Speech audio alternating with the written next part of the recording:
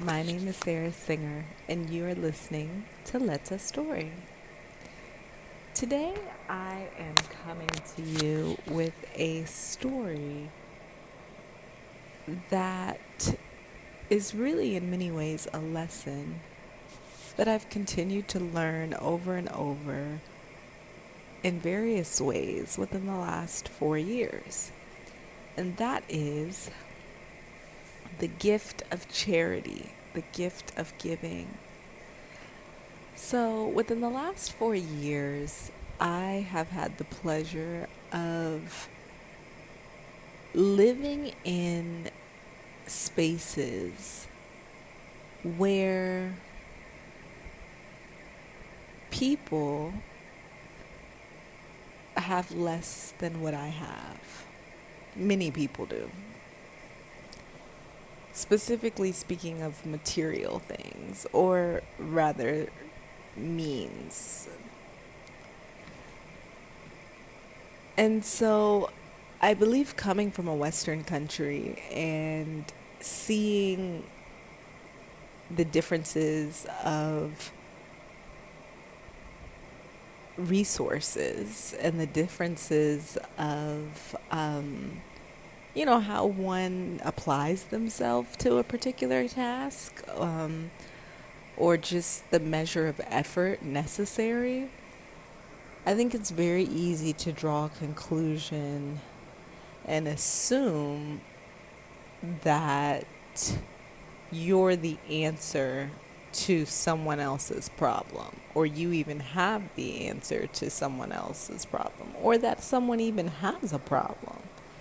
Because in many cases, I think we have the perception as people, based upon our own standard of living and our own perceptions, that when we see something wrong as an individual out of judgment of someone else, that it's either our job to let them know that there's a problem, them as in whomever we're perceiving, or our job, we internalize or can internalize that it's our job to fix someone else's problem. And I think in many ways this is a concept that is socialized amongst people in the West, specifically Americans, to the rest of the world. Simply an example being the propaganda of a first world country, second world country, and third world country.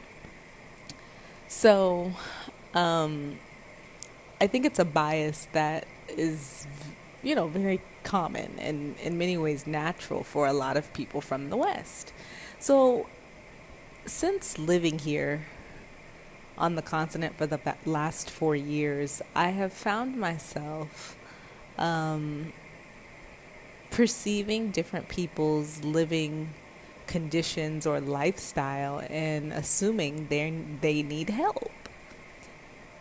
And I've done this in various ways, from, to befriending people, and either slipping them cash. I had a friend at the market, a really sweet sister who just was always very helpful to me and kind-hearted, just sharing, where the deals were and any questions I had, she answered. And every time I would go to the market, I would just sit down and chat with her and ask her about her life experiences, how she's doing. And she'd do the same, ask me about America and why I was here on the continent and so on and so forth. And, we began to build a rapport. And she would allow me to just drop my groceries at her stand while I would continue to shop around the market. And she'd call a ride for me from one of the drivers that she knew to get me back home. Just super helpful. And time and time again that I would go to the market, I would always, do the same repeatedly. Sit with her, chat with her, and she would do the same for me. Call her driver, make sure I was getting the best of deals. And so initially, I enjoyed that exchange, and then I just started like, I would just take a few extra bills and just wrap them up and place them in her hand and say thank you. Until one day she looked at me and she said, "Sarah, you don't have to pay me. I am your friend." And she said this with a stern and intentional look at me. And I said, "I know, I know." I said, "But I'm thankful." And in many ways, I should say at one point, my giving was honestly out of gratitude, but there was a point in which my giving was out of pity. Pity for my perception of what I was thought was what she needed in many ways. And I give that example because I think it's probably or likely the most clear example. But as I continued to get to know her and just understand her lifestyle and her experiences, and even just her perception of life, I came to find out that that's not what she needed at all. That's not what she was looking for in terms of any level of a handout, and so on and so forth. But there was many other experiences where I thought, I would ask an individual, what their interests were, what they were working toward, and contribute toward that, or thinking that my contribution in some way was what that individual needed. And time again, those incentives or those bids of giving would backfire. And in some ways, worse than not. And like I said, this is a lesson or an idea that I have been constantly learning and relearning. And it's brought me to a point of asking, am I giving, what heart posture am I giving in? And have I been instructed to give? I think oftentimes we don't consider the cost of our gift. We talk about the Most High being a provider. We talk about, the Most High, or our Heavenly Father, providing all of our needs. And one thing about the Most High is our thoughts are not His thoughts, and He is all-knowing. We are simply not. And when you consider the intricacies of each of our lives and just how one interaction or one person's connection to another is in one way changing someone else's life from one to another, it really goes to show that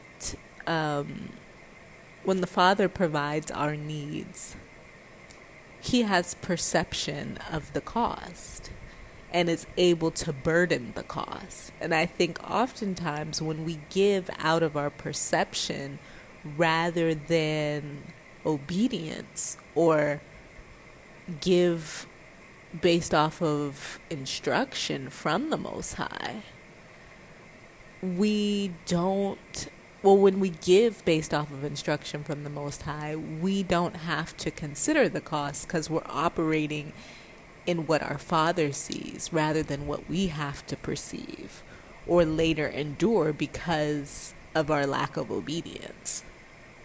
So, again, this is something that I'm learning time and time again, even when something seems harmless, even when you're just being nice, even when, it's the quote unquote right thing to do. And most often, our perception of the right thing to do is based upon, or can be based upon, society, or when we internalize a situation because A, we feel sorry for someone, or B, we internalize the emotions of, well, what if I was in that position? And it's funny because I've heard my husband say, not every man with no legs or no arms is innocent, considering that in some cases that's a punishment. And it's just truly shown me the importance of discernment and obedience to listen to the voice of the Most High, because sorrow can be the greatest trap, or your emotions can be the greatest trap for your decision making. And to sum all of this up, I believe it's 1 Corinthians chapter 3, where it talks about the heart posture within the first couple of verses, talks about the heart posture of giving, and talks about the attributes of love. Love is patient, love is kind, love is long-suffering, love is not irritable. And so anyways, I appreciate you for listening thus far and bearing with me as I process this lesson over the last 4 years. As you can imagine, I've gone through a lot, and again, being from the West and living in a society to where you're ultimately, living with poverty every single day, and navigating how to help, when to help, and perceiving and understanding what help truly is, because it comes in more forms than one. And I'm still growing and learning and applying myself, but I just felt led to share this with you today. So I hope that it increases you and expands your perceptions and understandings in some way. And until next time, my name is Sarah, and you are listening to Leta Stori.